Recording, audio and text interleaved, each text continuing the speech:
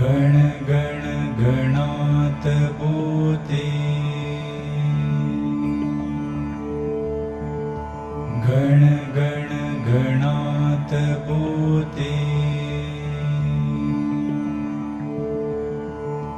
गण गण गणात बोते,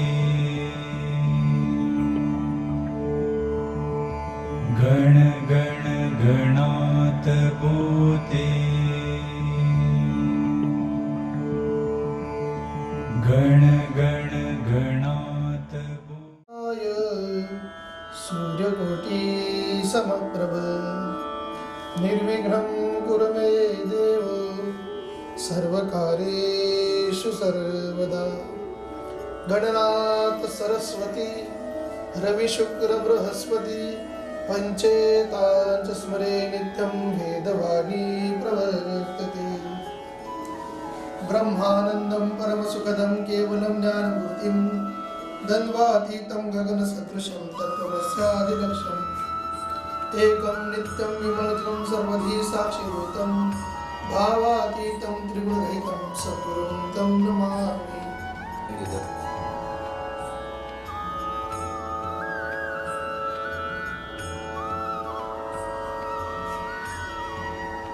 तो देश जेथे हरीचे दास जन्म घेते। संपूर्ण हिंदुस्थानामध्ये महाराष्ट्र ही संतांची भूमी आहे। संपूर्ण जगात जितके संत झाले नाहीत त्यापेक्षा जास्त संत ह्या महाराष्ट्रामध्ये आहेत। नाममूर्ती नामदेव, ज्ञानमूर्ती ज्ञानदेव, भक्तिमूर्ती तुकाराम महाराज, शांतीमूर्ती पैठणचे संत एकनाथ महाराज आणि ज्यांनी भक्तीतून परिचितीचा मार्ग दाखवला असे शेगाव नगरीतील संत समर्थ सद्गुरू श्री गजानन महाराज। समर्थ सद्गुरू श्री गजानन महाराजांचं जे चरित्र आहे हे चरित्र ऐकून मनाला अतिशय आनंद होतो। मन हे अनेक गोष्टींचा विचार करत असते आणि या विचार करणाऱ्या मनाला कधी कधी दुःखाची प्राप्ती होते आणि ह्या जीवाला आलेलं जे दुःख आहे हे संत संकीर्तनाने, संतांच्या कीर्तनाने, संतांच्या चरित्राने हे मन पवित्र होतं आणि त्याला आलेलं दुःख हे सगळं दूर होत असतं। दासगुरु महाराजांनी प्रत्यक्ष समर्थ सद्गुरू श्री गजानन महाराजांच्या अवतार कार्याचा जो अनुभव घेतला, या अनुभवातून आलेली प्रचिती म्हणजे 21 अध्यायांचं श्री गजानन विजय ग्रंथ म्हणजे प्रत्यक्ष भगवान श्री परमात्म्याचा अंश रूप असणारे समर्थ सद्गुरू श्री गजानन महाराज यांचं वाङ्मयीन स्वरूप जर काही असेल तर तो म्हणजे श्री गजानन विजय ग्रंथ आहे। या गजानन विजय ग्रंथाची निर्मिती श्री दासगुरु महाराज म्हणजेच गणेश दत्तात्रय सहस्त्रबुद्धे यांचं मूळ गाव अकोनेर, जिल्हा नगर येथलं असून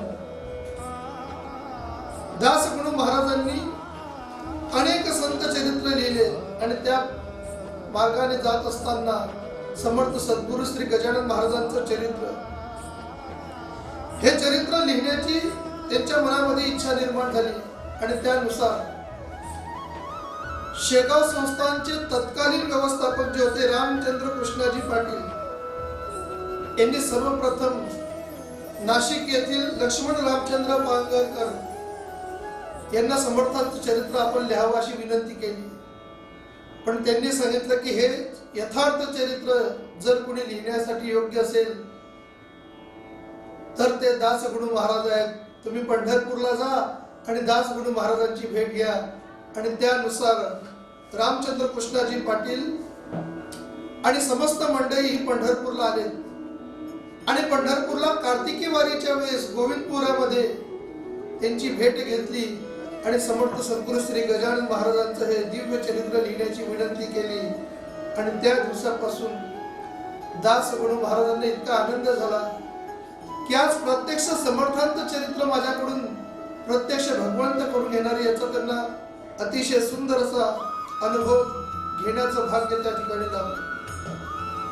सतेज दुसरा रवी हरी समान याचे बल, वशिष्ठ सम सर्वदा तदीय चित्त ते निर्मळ असे असून या खरे वरवरी अवलिया भासती तया गुरु गजानना प्रती सदा दास गुरु वंदितो.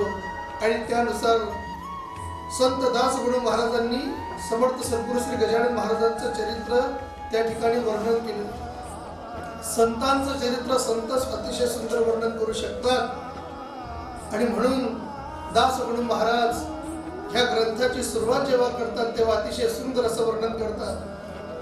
जय जयाजी उदार कीर्ती, जय जयाजी प्रताप ज्योती, जय जयाजी है गणपती गौरी पुत्रा मयुरेश्वरा. भगवान गणेशांना वंदन करून दास गुरु महाराजांनी सुंदर असं चरित्र लिहायला सुरुवात केली.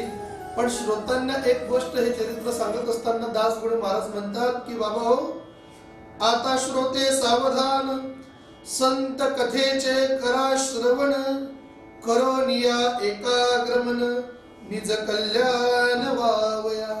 जर तुम्हाला तुमचं कल्याण करायचं असेल तर संत चरित्र श्रवण करत असताना मनाची एकाग्रता खूप महत्वाची.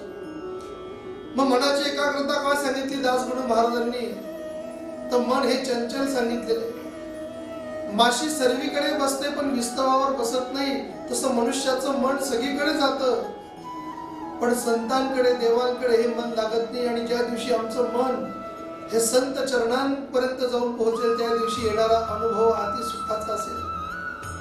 म्हणून आम्ही नेहमी प्रार्थना करतो, ज्या ज्या ठिकाणी मन जाय माझे, त्या त्या ठिकाणी निज रूप तुझे, मी ठेवितो मस्तक ज्या ठिकाणी, तेथे तुझे सद्गुरु पाय दोन्ही. म्हणून मनाला अतिशय महत्व देऊन संत दास गुरु महाराज म्हणतात की तुम्ही सावधान राहा. आणि तुमचं निज कल्याण साधायचं असेल तर संत चरित्र हे श्रवण करा. का हो संत चरित्रच का, तर संत हे जगाचा उद्धार करण्यासाठी अवताराला आलेले.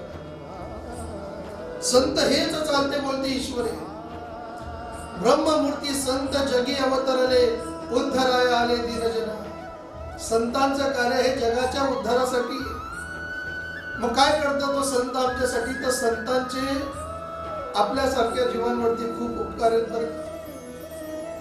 जगात अनेकांचे आपल्यावरती उपकार असतात पण सर्वश्रेष्ठ उपकार जर कोणाचे असतील तर ते आपल्या आई वडिलांचे आणि संतांचे.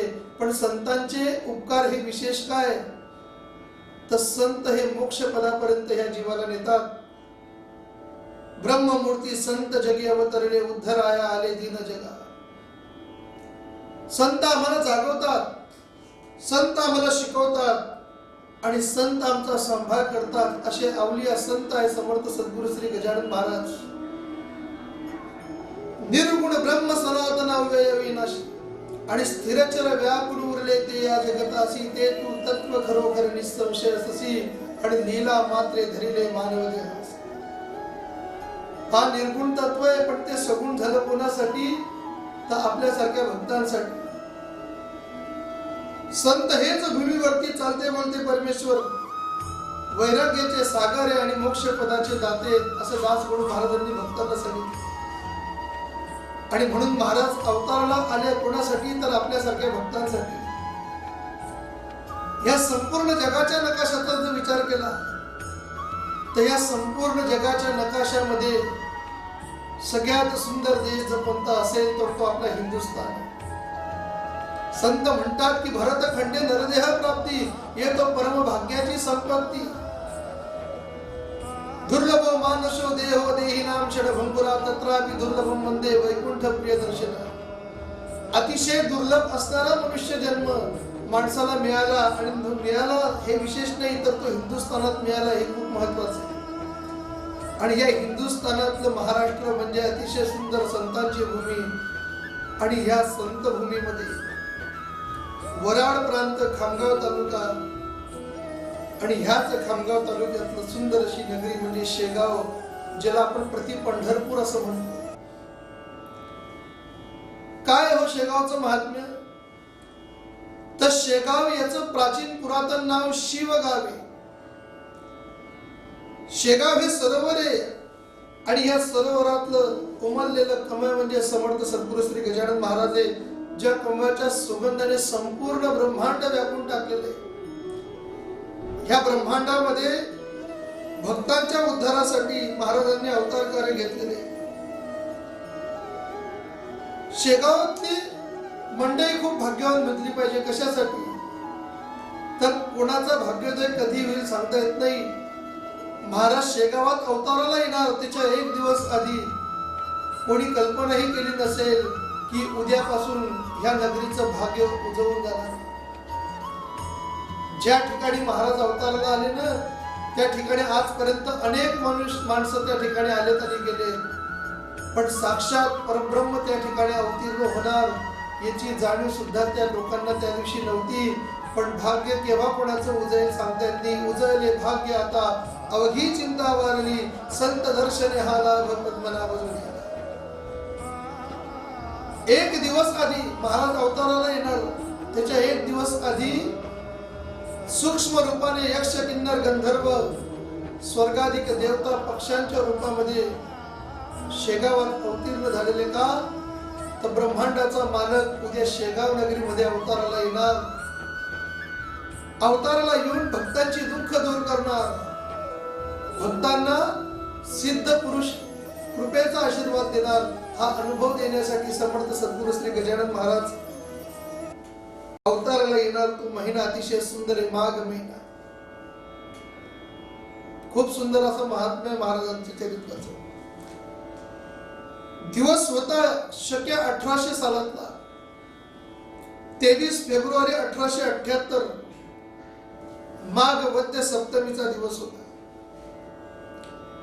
माघ वद्य सप्तमीच्या दिवशी ह्या शेगाव नगरीमध्ये देवीदास पंत पातुरकर नावाचे एक गृहस्थ आहे. याज्ञवल्क माध्यमनी शाखेचे ब्राह्मण, यजुर्वेदीय ब्राह्मण, ज्यांना देवीदास आमले म्हणजे पातूर घराण्याच्या मठाचे ते मठाधिपती होते आणि म्हणून त्यांना पातुरकर ही पदवी मिळाली. देवीदास पंत पातुरकरांच्या घरी मुलाचं लग्न संपन्न होते आणि त्या निमित्ताने ऋतुशांतीचा सोहळा आहे. अनेक लोक भोजन करत होते. भोजनाच्या पंक्ती एका मागोमाग एक सुरू होत्या आणि ह्या पंक्ती सुरू होत असताना लोक भोजन करायचे आणि आपल्या भोजनाची पत्रावळीची होती ती रस्त्याच्या पलीकडे एका झाडाखाली टाकत होती.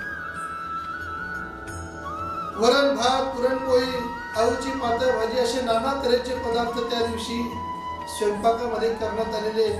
पण एक विलक्षण असा सुगंध त्या ठिकाणी पसरलेला, कुठे अत्यंत सांगलेला नाही ना, इतका सुगंध पसरलेला आहे. सूर्यनारायण माध्यान्नी येत होते. आकाशातला सूर्य माध्यान्नी होता, पण तेजाचा सूर्य ह्या ब्रह्मांडाचा मालक आज पृथ्वीवरती अवताराला येण्याची वेळ जवळ येत चाललेली होती आणि जगाचा कल्याण करण्यासाठी तो क्षण जवळ येतो. अनेक लोक भोजन करतात, रस्त्याच्या पलीकडे पत्रावळी टाकताय.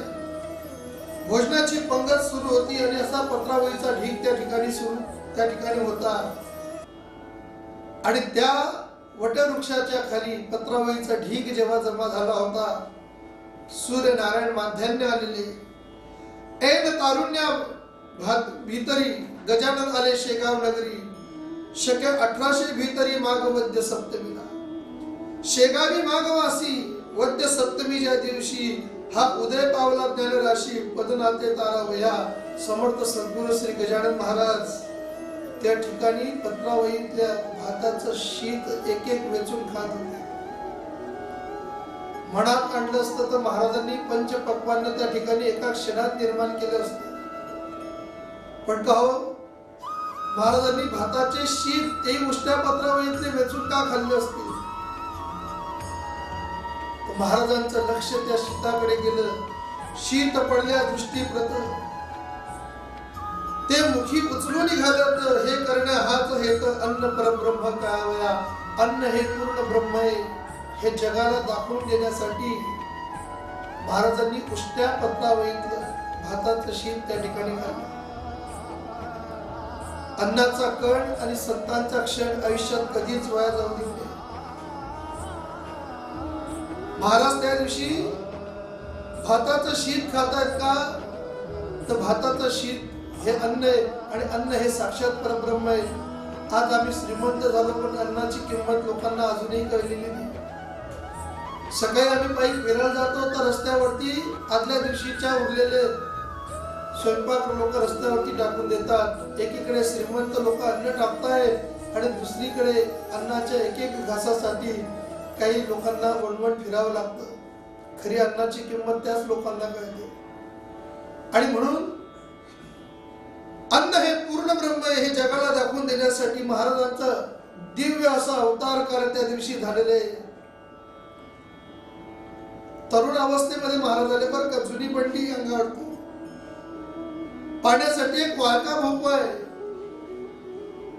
दासगणू महाराजांनी वर्णन केलंय की कुंभाराची भट्टी न पाहिलेली एक चिलीम महाराजांच्या हातामध्ये, नासाग्र दृष्टी, शांत मुद्रा आणि चेहऱ्यावरती विलक्षण तेज. आणि तो महात्मा आपल्याच तंद्रीमध्ये मग्न झालेला आहे. अजानबाहू असणारं महाराजांचं दिव्य असं शरीर. खूप लोक त्या रस्त्याने गेलेत बरं, पण अनेक लोक जाऊन सगळेजण पाहतात की अरे हे आहेत तरी कोण. लोक आपापसात चर्चा करू लागले, पण लक्ष गेलं दोन जणांचं. कोण होते होते दोन जण, की त्या दोन जणांपैकी एक आहे बंकटलाल भवानीराम अग्रवाल. बंकटलाल अग्रवालांना आणि दामोदर पंत कुलकर्णींना योगी या दुर्लभ तोम्या देखील साजनी जगाचा मायबाप असणारा परमात्मा आज संत रूपाने शेगाव नगरीमध्ये अवतीर्ण झालेला आहे. काय वय असेल बंकटलालांचं. बंकटलालांना ज्या दिवशी समर्थांचं दर्शन झालं त्यावेळेस बंकटलालांचं अंदाजे वय 22 ते 23 वर्ष असेल. इतक्या कमी वयामध्ये संतांची ओळख एखाद्या जीवाला होणं हे त्या जीवाचं परम भाग्य आहे आणि ते भाग्य बंकटलालांचं होतं.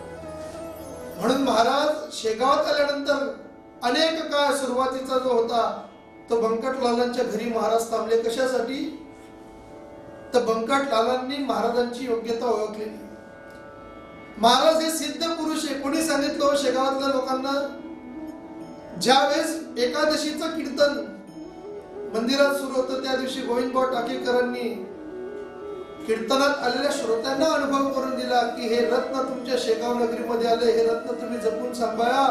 गजानन महाराज हे सिद्ध योगी पुरुष आहेत याची जाणीव गोविंदभाऊ टाकेकरांनी करून दिली. हे जरी खरं असलं तरी सुद्धा बंकटलालांना सगळ्यात पहिले लक्षात आलं की हा कोणीतरी योगी महात्मा आहे. आणि म्हणून महाराज बंकटलालांच्या घरी राहिले आणि राहता राहता बंकटलालांचं घर राहिलं नाही. बंकटलालांचं घर हे तीर्थक्षेत्र होऊन गेलं आणि तीर्थक्षेत्र इतकं झालं की लोकांनी बंकटलालाचं घर म्हणण्यापेक्षा बंकट सदन हेच नाव आजही त्या घराला प्रचलित आहे. आणि म्हणून शेगाव नगरीमध्ये जे दोन गृहस्थ त्याच्यातले एक आहे बंकटलाल भवानीराम अग्रवाल, दामोदर पंत कुलकर्णी.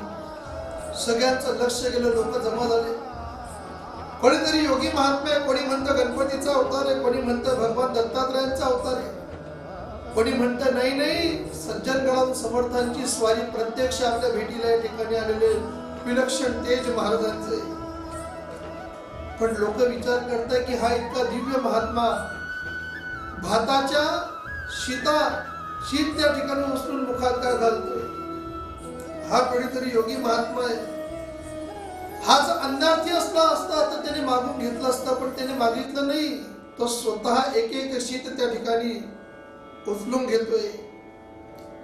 बघा, ज्यांच्याकडे ब्रह्मज्ञानाचा हुंडा आहे त्यांना कोणत्या गोष्टीची कमी असेल. हजारो लोक त्या ठिकाणून गेलेत पण लक्ष फक्त 2 जणांचं आहे. आणि त्या क्षणी बंकटलाल अग्रवाल हे पुढे गेलेत आणि नमस्कार केला, महाराजांकडे पाहिलं आणि म्हटले, काय शोधताय तुम्हाला, तुमच्यासाठी आम्ही पंचपक्वान्नाची तरतूद करून दिला. जो सार्वभौम सम्राट राजा असतो ना त्याला कोणत्याच गोष्टींची गरज नसते. हे संपूर्ण विश्वच गजानन महाराजांचं आहे आणि महाराजांना पंचपक्वान्नाचं काय महत्व असणार आहे. महाराजांनी फक्त मान त्या ठिकाणी हलवली, मान वर केली. उत्तर नाही मिळाले. संत हे कधी बोलत नाही, पण संतांच्या हालचालींमध्ये एखादी विलक्षण असा उपदेश जीवाला होऊन जातो. बंकटलालांना ते लक्षात आलं की संत हे शब्दाने बोलत नाहीये, बंकटलालाने खुणेने ओळखून घेतलं. शीत शीत जमा केले की मूद तयार होते, तसं अणु अणु एकत्र केला तर संपूर्ण ब्रह्मांड तयार होतं. हे महाराजांनी त्या दिवशी दाखवून दिलं. बंकटलालांनी आणि दामोदर पंतांनी नमस्कार केला. संपूर्ण शेगाव धन्य झालं. आणि त्या दिवशी बंकटलाल लगबगीने देवीदास पंतांच्या घरी गेले. संपूर्ण पंचपक्वान्न त्या ठिकाणी स्वयंपाक तयार होता. देवीदास पंतांना सांगितलं की अहो, एक कोणीतरी महान आत्मा आपल्या शेगाव नगरीमध्ये त्या वडाच्या झाडाखाली आलेले, ताबडतोब एक पंचपक्वान्नाचं ताट वाढून द्या. संपूर्ण पंचपक्वान्न त्या भोजनाच्या ताटामध्ये वाढण्यात आले. महाराजांच्या समोर ते ताट घेऊन विनम्रपणे नमस्कार केलेला आहे. समर्थ सद्गुरू श्री गजानन महाराजांनी सगळे पंचपक्वान्ने एकत्र करून टाकले. अवघी पक्वान्ने एक केली, आवड निवड नाही उरली, जठराग्नीची तृप्ती केली 2 प्रहराच्या समयाला. महाराजांना चव हा विषय नव्हताच बरं का?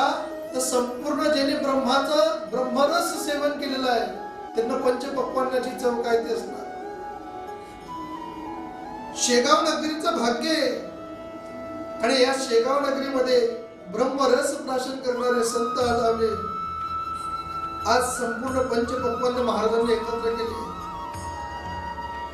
ज्यांनी इंद्रियांवर विजय मिळवलेला असतो त्यांना कोणत्याच गोष्टीची अभिलाषा नसते. हे महाराजांनी त्या दिवशी दाखवून दिलं. पंचपक्वान्ने एकत्र करून एक एक घास महाराज जेव्हा घेत होते तेव्हा आपणास पाणी आणून देऊ का असे विचारण्यात आलं. महाराज प्रथम बोलले की तुमची इच्छा असेल तर आणून द्या का. तर हा जगाचा व्यवहार आहे. भोजन केलं की मनुष्याला तहान लागणारच.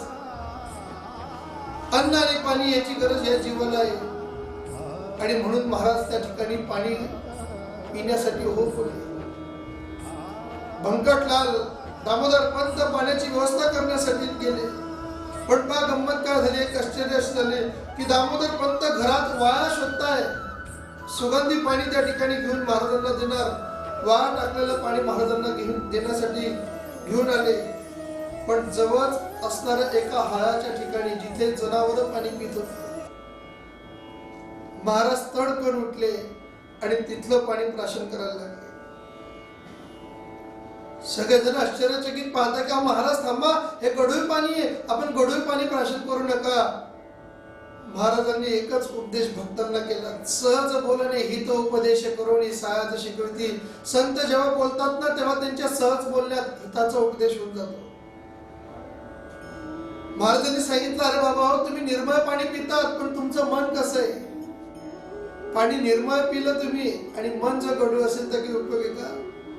तुमचं मन जर पवित्र असेल, तुम्ही गढूळ पाणी जरी पिलं तरी सुद्धा तुमचं मन त्या ठिकाणी पवित्र पाहिजे. गढूळ पाणी सुद्धा गंगेचं स्वरूप त्या ठिकाणी त्या गढूळ पाण्यात राहतं.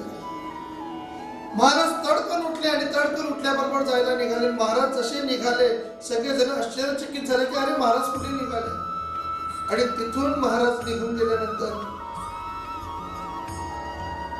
महाराज सगळ्या भक्तांच्या कल्याण करण्यासाठी शेगाव मध्ये पुन्हा येणार. पण बंकटलालाच्या मनामध्ये खंत होती की महाराज कुठे निघून गेले, काय गेले. महाराजांची चालण्याची गती इतकी वेगवान होती की महाराजांच्या सोबत एखाद्या व्यक्तीला जर चालायचं ठरवलं तर त्या व्यक्तीला चालावं तर पळावं लागायचं. 6 फूट उंच असणारं महाराजांचं दिव्य शरीर. अतिशय चपळाईने महाराज त्या ठिकाणी चालायचे. महाराजांचं चालणं अतिशय वेगवान होतं. अजानबाहू दिव्य कांती असणारे महाराज शेगाव नगरीमध्ये प्रगट झाले. आणि त्या दिवसापासून शेगावचं भाग्य पलटून गेलं. काय दिलं महाराजांनी भक्तांना. महाराजांनी भक्ती आणि प्रचिती या 2 गोष्टी सांगितल्या. भक्ती करा प्रचिती नक्कील. आपण म्हणतो की महाराजांनी चमत्कार केला, मी मान्य आहे मला की महाराज चमत्कार करत होते, पण ज्याला आपण चमत्कार समजतो तो चमत्कार नसून समर्थ सद्गुरू श्री गजानन महाराजांनी त्यांच्या कार्याला जो योगाची प्रक्रिया दिलेली आहे, तो योग म्हणजे आपण त्याला चमत्कार समजतो, पण तो प्रत्यक्ष योगाची प्रक्रिया आहे. महाराज चमत्कारी संत होते असं आपण जरूर म्हणू, पण महाराज त्याही पेक्षा समर्थ सद्गुरू हे योगी होते, परमहंस संन्यासी होते. या जीवाच्या पलीकडे गेलेली अवस्था समर्थांची होती आणि भक्तांचं रक्षण करणं, भक्तांचं कल्याण करणं हेच महाराजांनी त्यांच्या मनामध्ये ठरवून शेगाव नगरीमध्ये महाराज जेव्हा अवतीर्ण झाले, त्या शेगाव नगरीचं भाग्य इतकं सुंदर झालं की आजही आपण शेगावला गेलो की मनामध्ये एक व्याकुळता असते की महाराज आपलं दर्शन कधी होईल.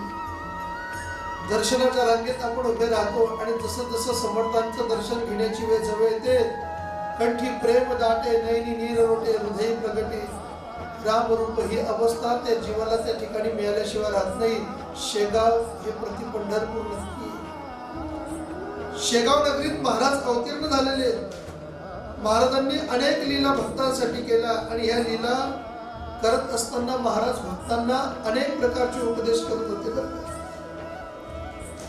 महाराजांच्या बोलण्यात एक मंत्र नेहमी येतो, गणगण गणात होते किंवा गणी गण गणात होते. ह्या नावामुळेच महाराजांचं नाव गजानन महाराज असं प्रगट त्या ठिकाणी झालं. गणगण गणात बोलते हा महाराजांचा उद्देश आहे. मनात समजे नित्य जीव हा ब्रह्म सत्य, मानू नको तया प्रत निराळा त्या तोची असे. सतत गणगण गणात बोलते हे भजन महाराजांचं होतं की जीवा तुझ्या हृदयातल्या असणाऱ्या परब्रह्माची तू ओळख करून दे. संत हे आम्हाला भगवंताची ओळख करून देतात आणि म्हणून महाराज शेगाव नगरीमध्ये आले. कोणासाठी आले हो?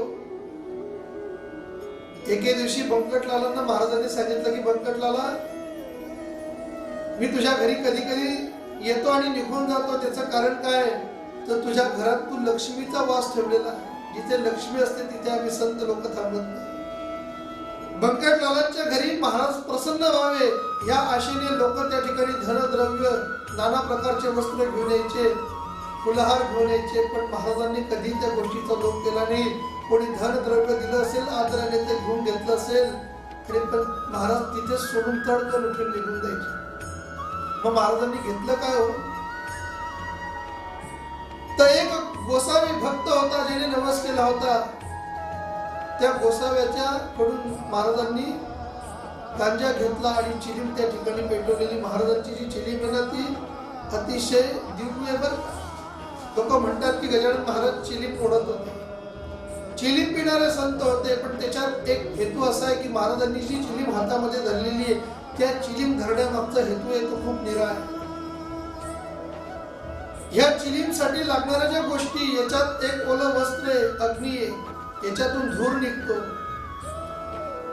चिलीम जर तुम्ही नीट पाहिली असेल कधी तर आपल्या लक्षात येईल की याच्यामध्ये अग्नी आहे, वायू आहे, जल आहे आणि मातीची चिलीम म्हणजे पृथ्वी तत्व आहे. म्हणजे पंचतत्वांनी युक्त असणारी चिलीम जेव्हा समर्थांनी आपल्या हातात धरली तेव्हा समर्थांनी सांगितलं, मी चिलीम ओढणारा संत नाहीये, तर जगातील हे पंचतत्व ताब्यात ठेवण्यासाठी आम्ही संत लोक अवतारला येतो.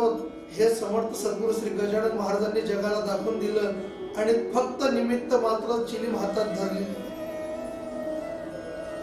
ज्या गोसावी भक्ताने महाराजांना नवस केला होता की मी गांजा आणून देईल, महाराजांनी सांगितलं की तुझी तळमळ बघून ही चिलीम मी प्राणप्रिय असणारी सांभाळून ठेवेल. पण एक वेळ असा महाराजांना अनेक भक्त त्या ठिकाणी भेटले. महाराजांनी दिव्य चमत्कार त्यांच्या योगाच्या माध्यमातून केले. महाराजांचा उपदेश म्हणजे मूर्तिमंत नीतिमंत आहे. महाराजांचं कार्य म्हणजे संपूर्ण जगाचं कल्याण. महाराजांची भक्ती जो कोणी करतो तो भक्त आयुष्यामध्ये उद्धरून जातो. शेगावची पायवारी असू द्या, श्री गजानन विजय ग्रंथाचं पारायण असू द्या, श्री गजानन बाबांनी याचं वाचन असू द्या, गणगण गणात बोते हा नामजप असू द्या, यापैकी कोणतीही सेवा नवविधा भक्तीच्या माध्यमातून जो कोणी भक्त महाराजांच्या साठी सेवा म्हणून करतो, महाराज प्रत्येक क्षण त्या भक्तांसाठी धावून येतात. हे अनुभव शेगावात आणि शेगावच्या इतर ठिकाणी सुद्धा अनेक भक्तांनी घेतलेले, तो अनुभव आपल्याला सुद्धा घ्यायचा आहे. गजानन महाराज हे सिद्ध पुरुष आहे. हे सिद्ध कसे हो की महाराजांनी अक्षय तृतीयेचा दिवस होता जेव्हा विस्तवा शिवा महाराज अग्नी प्रगट करू शकतात. पाण्याची तहान लागली तर अडगाव क्षेत्री कोरड्या विहिरीला फक्त गंगा मैयाचं स्मरण केल्याबरोबर प्रत्यक्ष गंगा त्या विहिरीमध्ये निर्माण केली आणि कोरड्या विहिरीला त्या ठिकाणी पाणी आणून दाखवलं. हनुमंतरायांच्या मंदिरामध्ये पाटील परिवारातील काही मंडळींनी उसाने महाराजांना मारण्याचा प्रयत्न केला, पण महाराज इतके दयाळू की त्याच उसाचा रस महाराजांनी त्या मुलांना पाजला आणि सांगितलं, अरे तुम्हाला त्रास झाला असेल. संतांचं कार्य अतिशय सुंदर. कोणी अपकार करत असेल तर त्याच्यावर उपकार करणं हे संतांचं कार्य आहे. महाराजांना माहिती की पुढे हेच पाटील मंडळी आपलं शेगाव संस्थान अतिशय सुंदर पद्धतीने सांभाळतील आणि आपलं कार्य चालवतील, आणि म्हणून महाराजांनी त्यांच्यावरती वरद हस्त ठेवला आणि त्याची प्रचिती आपल्यासारख्या भक्तांना आजही येते. आजही शेगाव संस्थानमध्ये गेल्यानंतर सुंदर असा अनुभव आपण त्या ठिकाणी घेत असतो. महाराजांच्या जीवनातला अजून एक प्रसंग तुम्हाला थोडक्यात सांगतो. जानराव देशमुख नावाचे गृहस्थ जेव्हा मरणोन्मुख अवस्थेमध्ये होते, तेव्हा फक्त महाराजांच्या चरणाचं तीर्थ जानराव देशमुखांना देण्यात आलं. तवपदी तीर्थे वाच मिला जान राग तो भक्त बोला. मुकुंद चंदू मुकीन नावाचे जे भक्त होते, महाराजांना भेटायला अनेक लोक आले, पण महाराजांनी चंदू मुकींना सांगितलं, जा बाबा तुझ्या घरी उतरंडी मध्ये 2 कानोले ठेवले, फक्त तेवढे घेऊन ये. चंदू मुकीन गेले घरी आणि उतरंडी खूप दिवसापूर्वी असणारे कानोले हे शिळे जरी झाले असले तरी ते खराब झाले नव्हते. 2 कानोले आण असं महाराजांनी सांगितलं. का सांगितलं असेल? महाराजांना माहिती आहे की माझ्यापर्यंत येणारे सगळे भक्त कोणी मला वस्त्र देतं, कोणी माझ्याजवळ धन दौलत अर्पण करून जातं, पण मला जे आवडतं ते कोणीच आणून देत नाही. महाराजांनी चंदू मुकींना सांगितलं की जा तुझ्या घरी उतरंडी मध्ये 2 कानवलेले ते तेवढे मात्र घेऊन येते. 2 कानवले जरी पदार्थ असले तरी माझं मत असे की एक म्हणजे शुद्ध भाव आहे आणि दुसरा कानवला म्हणजे शुद्ध भक्ती आहे. धन द्रव्य अर्पण करणारे अनेक भक्त महाराजांजवळ कदाचित येतीलही, पण मुळात शुद्ध भक्ती आणि शुद्ध भाव आपण आपल्या घरी ठेवून येतो.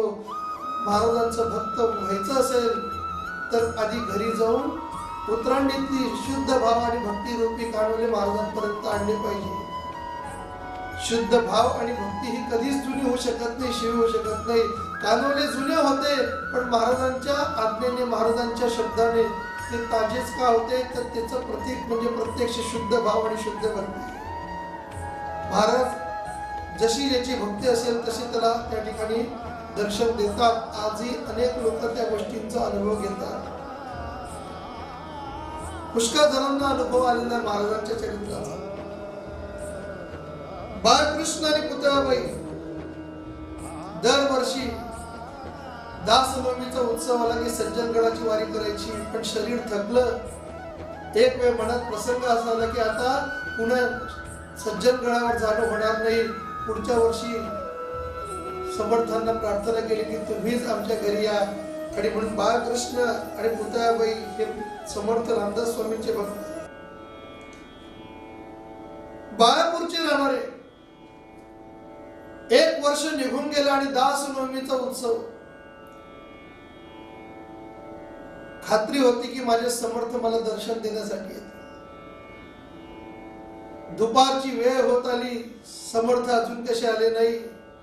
आता येतील तेव्हा येतील वाट पाहता पाहता डोळे थकून गेले, आणि डोळे थकता थकता डोळ्यातून जशी अश्रूंची धारा सुरू झाल्या तसा अंगणामधून आवाज आला, अहिल्या शिया राघवे मुक्त केली, पदी लागता दिव्य होऊन गेली. आणि प्रत्यक्ष समर्थच त्या ठिकाणी प्रगट झाले. समर्थ कोण? तर समर्थ सद्गुरू श्री गजानन महाराज प्रत्यक्ष समर्थ रामदास स्वामींच्या रूपामध्ये डोळ्यांचं पारणं पेटणारा हा क्षण त्या दिवशी अनेक भक्तांनी अनुभवला. क्षणात पावत समर्थ रामदास स्वामी, क्षणात पावत समर्थ सद्गुरू श्री गजानन महाराज, हा अनुभव त्या भक्तांना त्या ठिकाणी येत होता. महाराजांनी भक्तांची इच्छा पूर्ण केली. एकदा पंढरपूरला अनेक भक्त गेले, त्याच्यातले एक भक्त होते बापू नाम काय. बापू कायांना भगवंताचं दर्शन झालं नाही. समर्थांकडे इच्छा केली आणि लेपुराचे हित वाहे माऊलीचे चित्त, ऐसी कळवयाची जाती करी लाभाविन प्रीती. समर्थ सद्गुरू श्री गजानन महाराजांनी सांगितलं की मला पंढरपुरात देवाचं दर्शन नाही. बापू कायांना महाराजांनी तत्क्षणी विठ्ठल रूपात दर्शन देऊन दिव्य दृष्टांत घडून आणला. अनेक लोकांनी सांगितलं महाराज तुम्ही बापू कायांना विठ्ठल रूपात दर्शन दिलं, आमचं काय? समर्थांनी भक्तांना एकच उपदेश केला की अरे विठ्ठलाचं दर्शन मी जरी त्याला दिलं असलं तरी बापू काळेसारखे भक्त तुम्ही बना. ज्या दिवशी तुम्ही बापू काळेसारखे भक्त बनाल त्या दिवशी मी तुम्हाला दर्शन देईल. जेव्हा तुम्ही संकटात सापडाल तेव्हा मी तुमच्यासाठी धावून येईल, हे महाराजांनी सांगून ठेवलेलं आहे. सोमवती अमावस्येचा प्रसंग आपल्याला माहिती की अनेक भक्तांसह महाराज ओंकारेश्वरला गेले होते. नर्मदा नदीतून जात असताना त्या ठिकाणी नौकेत पाणी शिरलं होतं. प्रत्यक्ष नर्मदा मैया त्या ठिकाणी प्रगट होऊन ही नौका किनाऱ्याला महाराजांच्या कृपेने लावली. नर्मदा मैयाने दर्शन दिलं. किती हो महाराजांची या भक्तांवरती कृपा आहे. जगात एक भक्त असा होऊन गेला ज्याचं नाव होतं गंगा भागीरथी. अतिशय दुर्धर अशा आजारने गंगा भागीरथी त्या ठिकाणी दुःखी झालेला होता. महाराज त्या ठिकाणी आले, गंगा भागीरथीवरती थुकले. गंगा भागीरथीने तो महाराजांचा प्रसाद समजून संपूर्ण अंगाला लावून घेतला आणि अंगाला लावल्यानंतर लोक म्हणायचे अरे ती महाराजांची थुंकी आहे पण तू खुशाल अंगाला लावतोस. गंगा भागीरथीला त्या दिवशी एक वाक्य बोलण्याची संधी मिळाली आणि गंगा भागीरथी त्या लोकांना सांगू लागला की अरे जे माझ्यावर थुंकताय ना ते प्रत्यक्ष योगी आहे आणि जो योगी असतो त्याच्याकडे अमंगळ नावाची गोष्ट कोणतीच नसते. महाराज माझ्या अंगावरती थुंकले म्हणजे हा प्रत्यक्ष प्रसाद माझ्यावरती त्या ठिकाणी मिळालेला आहे. हा प्रसाद घेऊन मी आता घरी जाईल. आणि तो प्रसाद समजून त्यांनी तो घेतला आणि घेतल्याबरोबर संपूर्ण शरीर दिव्य तेज त्या ठिकाणी त्यांना प्राप्त झालं. महाराज भक्तांसाठी आहेत आणि भक्त हे महाराजांसाठी असतात. शेगाव नगरीचे समर्थ सद्गुरू श्री गजानन महाराज आज संपूर्ण जगामध्ये महाराजांचे भक्त आहेत. आम्हाला असं अनेक वेळा वाटतं की आम्ही महाराजांसाठी काय करू आणि काय नाही. लोकांना शंका आहे की का हे संत फक्त श्रीमंताचे असतात का? तर नाही, संत सगळ्यांचे असतात. समर्थ सद्गुरू श्री गजानन महाराजांनी आम्हाला काय दाखवलं? तर समर्थ सद्गुरू श्री गजानन महाराजांना आवडीचे पदार्थ जर आपण पाहिले ना तर झुणका भाकरी, मिरची, आंबाड्याची भाजी, पिठी साखर, एखाद्या गरीबाच्या घरात सहज जे उपलब्ध होतं ते माझ्या महाराजांना आवडतं. जे गरीबाच्या घरात सहज उपलब्ध होतं ते महाराज आनंदाने भक्षण करतात. आणि म्हणून आपण प्रवचनाच्या सुरुवातीला पाहिलं की पंचपक्वान्न हे निमित्त मात्र आहे. जेने ब्रह्माचा रस सेवन केलेला आहे तो ब्रह्मांडाचा मालक समर्थ सद्गुरू श्री योगी गजानन हे भक्तांसाठी अवतीर्ण झाले आणि अवतीर्ण होऊन अनेक कार्य भक्तांसाठी करतात. आणि हे कार्य करत असताना समर्थ सद्गुरू श्री गजानन महाराज भाद्रपद शुद्ध पंचमी ऋषी पंचमीचा दिवस सांकेतिक भाषेमध्ये महाराज भक्तांना त्या ठिकाणी जागृत करतात की अरे आज भगवान श्री गणेशांची स्थापना केली पण हा 1.5 दिवसाचा पार्थिव गणेश उद्या विसर्जन करायचा आहे. ही महाराजांची सांकेतिक भाषा ठराविक भक्तांच्याच डोळ्यात त्या ठिकाणी अश्रू निर्माण करून दिली. आणि महाराज भाद्रपद शुद्ध पंचमी 8 सप्टेंबर 1910 दिवशी 1910 या दिवशी महाराज समाधी अवस्थेला प्राप्त झाले. शेगाव नगरी त्या दिवशी अतिशय दुःखी झाली. महाराज समाधी अवस्थेला पोहोचले. गजानन महाराजांनी अनेक लीला केल्या. गजाननाच्या अद्भुत लीला अनुभव येती आज मी तिला. शरण जाऊनी गजानना दुःख तया ते करी कथना. कृपा करीतो भक्तांशी धावून येतो वेगेसी. जेव्हा जेव्हा भक्तांवरती संकट आलं तेव्हा तेव्हा महाराज निश्चितच धावून येतात. हा अनुभव तुम्ही घेतलेला आणि आम्ही पण घेतला. महाराज अवतार कार्य पूर्ण करत असताना भक्तांना एकच सांगून गेले, काय, मी गेले असे मानू नका, भक्तीत अंतर करू नका. जो माझी भक्ती करेल, जो तन मन मला देईल, मी त्याच्यासोबत सदैव राहील. म्हणून अनेक भक्त महाराजांची पायवारी करतात. कोणी गजानन विजय ग्रंथाचं पारायण करतं, कोणी सतत नामस्मरण करतं. अशा भक्तांसाठी महाराज तत्परतेने धावून येतात. जो कोणी समर्थ सद्गुरू श्री गजानन महाराजांचं चरित्र श्रवण करतो, जो कोणी गजानन महाराजांचं स्मरण करतो, आयुष्यात संकट नावाची गोष्ट त्यांच्या जीवनात कायमस्वरूपी संपून जाते. जिथे संत येतात तिथे दुःख दूर होतं. जिथे संसार येतो तिथे दुःख आल्याशिवाय राहत नाही. आणि म्हणून संसार करत असताना संसारी असावे असोनी नसावे, भजन करावे वेळोवेळा, हे ज्ञान ज्या संतांनी दिलं त्या संत मानदेव येतील. समर्थ सद्गुरू श्री गजानन महाराज हे संत आम्हाला भक्ती आणि प्रचितीचा मार्ग दाखवतात. मार्ग धावून गेले आधी दयानिधी संत ते, तेनेची पंथे चालू जाता, न पडे कोणता कुठे काही. हे ज्ञान ज्या समर्थ सद्गुरू श्री गजानन महाराजांनी आम्हाला दिलं.